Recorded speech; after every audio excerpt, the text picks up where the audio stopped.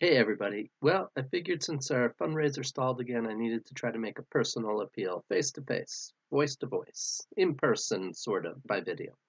And I thought, well, maybe I'll share that video where I sang an adaptation of Let It Be really, really badly because I'm a horrible singer and promised to stop singing if you kick in $5. And I thought, nah, once was embarrassing enough and hopefully no one will look at it again. Instead, I just want to say, what we're trying to do with this organization and this movement is invite people to share the ideal of doing the best we can as a society, as people. And that is something different from politics as we know it, politics as we normally engage in it. Because politics as we know it, as we normally engage in it, while vital and important and necessary, is not introspective. It projects outward. And so all of our psychological foibles and our dysfunctional defaults as individuals, as human beings, whose evolutionary psychology was largely produced on the African savannah and not well adapted to the modern world in many ways, all of that is imported into our normal politics. All of that is woven into the fabric of our normal politics across the spectrum. There is a difference, certainly, between the competing factions, and there are differences in the value of the positions and in the virtue, the logical and moral and empirical validity of competing positions. No doubt about it. There's no false equivalency here. But there is a true similarity.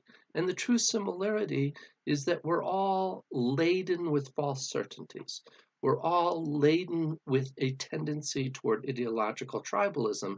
And as much as we want to convince ourselves that that's noble and good and virtuous, it really isn't. And as much as we want to convince ourselves that it gets the job done and it really works, it really doesn't.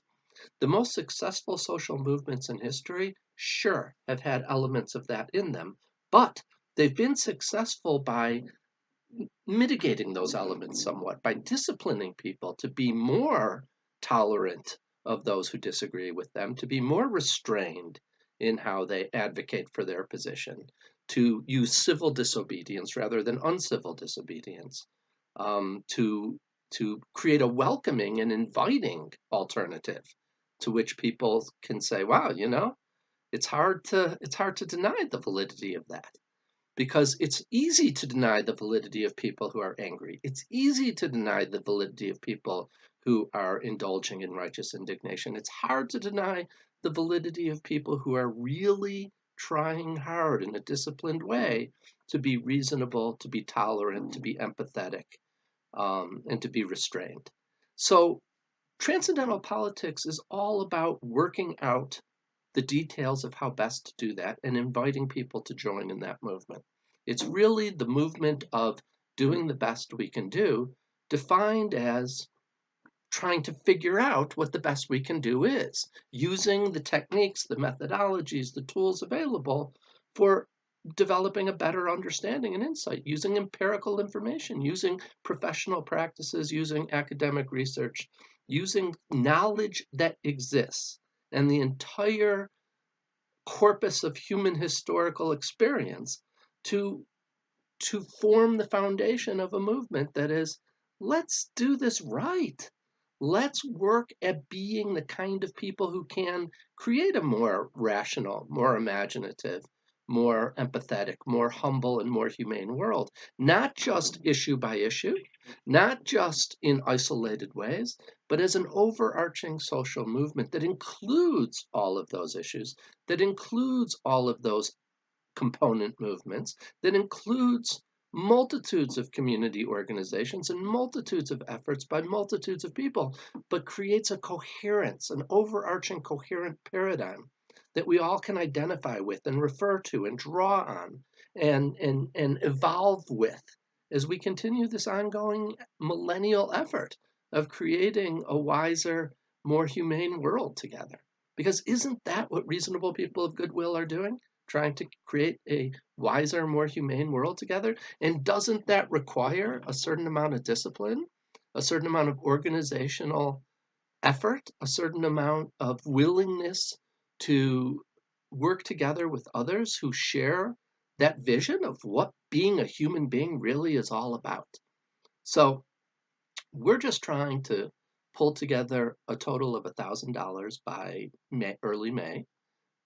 We have 680 right now. We're stalled.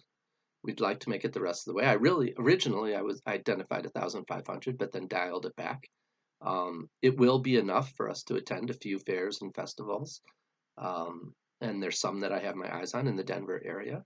We have literature made. I've spent a lot of time composing and creating and folding our pocket parables and our synopsis of transcendental politics.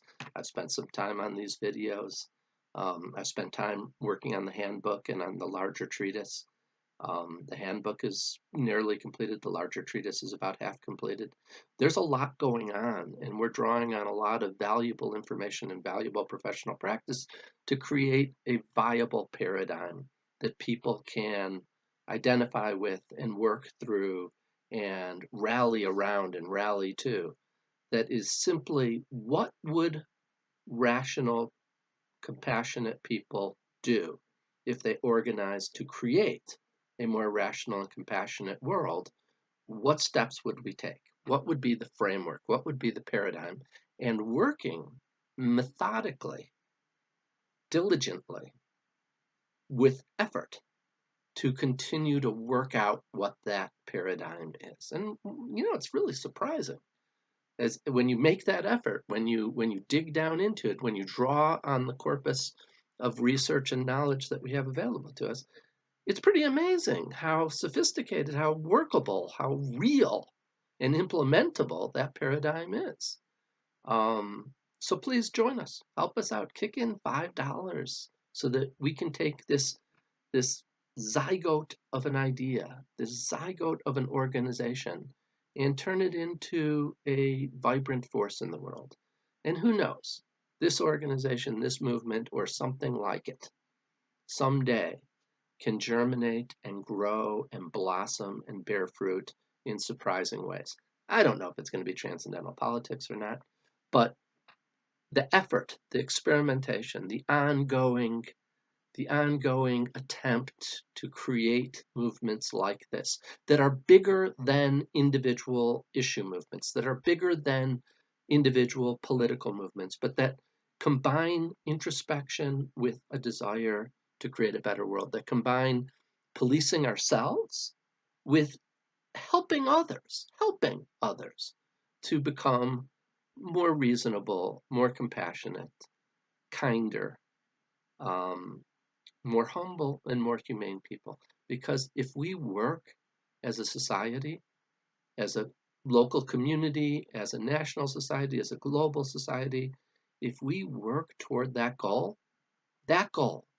of striving in earnest to be more reasonable, more imaginative, more empathetic, and more humble, and we make a movement out of that that isn't burdened with a lot of excess baggage, but is simply that and nothing but that, that's powerful. That's potentially paradigm shifting, revolutionary. And someday, I have to believe, someday in the future, that paradigm will prevail. That paradigm will become an overarching paradigm to which human beings rally in multitudes, and which has a significant impact on humanity. So join us, help us out, kick in a few bucks, become a part of this, help to disseminate our literature, our word, help to guide people to our YouTube channel, help to guide people to our Facebook group page, and let's imagine big, let's aspire big, and let's organize and work in service to that big imagination and that big aspiration. Because the world we've created is not something anyone could have envisioned centuries ago. And the world we're going to create now, the future that we're creating as we sit here and talk at this very moment, is not something anyone's imagining at this point. But we can imagine it, and we can realize what we're imagining if we do it right, if we do it wisely, with discipline, methodically, and practically. And that's what we're trying to do. That's really what we're trying to accomplish, a practical movement to achieve the highest of ideals. So I'll include the link with this video and implore you to help us out with a few dollars. Thanks a lot. I look forward to talking with you again soon.